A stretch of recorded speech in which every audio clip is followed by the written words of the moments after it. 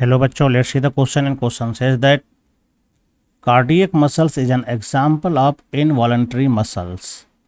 तो चलिए देखते हैं कि इसका क्या राइट आंसर हो सकता है, की कॉन्सेप्ट में समझते हैं। यहाँ पर पूछा जा रहा है क्या कार्डियक मसल्स इनवॉलंटरी मसल्स का एग्जाम्पल है, यह यहाँ पर बताना है। तो चलिए जानते हैं। हम जानते हैं कि बॉडी में अगर उसके फंक्शन के आधार पर मसल्स को बांटा जाए, यानी कि अगर हम मसल्स को डिवाइड करें on the basis of their function, तो हम यहाँ पर कह सकते हैं बॉडी में दो प्रकार के मसल्स हैं। एक है वॉलंटरी मसल्स और एक है इनवॉलंटरी मसल्स।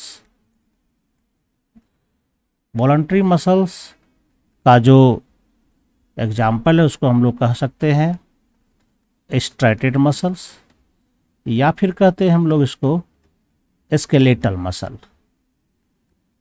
क्योंकि यह वॉलंटरी होता है तो इसका मतलब ये हमारी इच्छा अनुसार काम करता है। जैसे कि हाथ पैर में जो मसल्स पाए जाते हैं वो वॉलंटरी होते हैं, गर्दन में जो मसल्स पाए जाएंगे वो वॉलंटरी होते हैं, इस पर फाइन स्ट्रेसन होता है।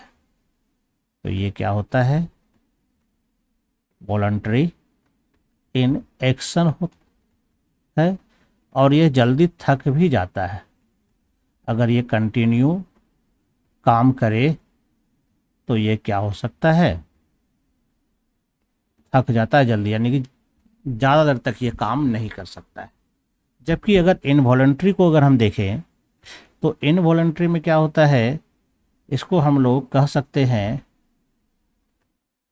जनरली मेन स्मूथ मसल्स कहलाता है ये।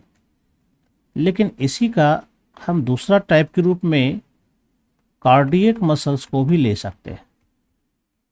दोनों के स्ट्रक्चर में डिफरेंट है, कार्डियक और स्मूथ में, लेकिन दोनों का फंक्शन सेम है।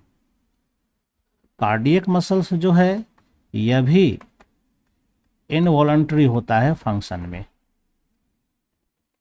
और स्मूथ मसल्स भी इनवॉलंटरी होता है।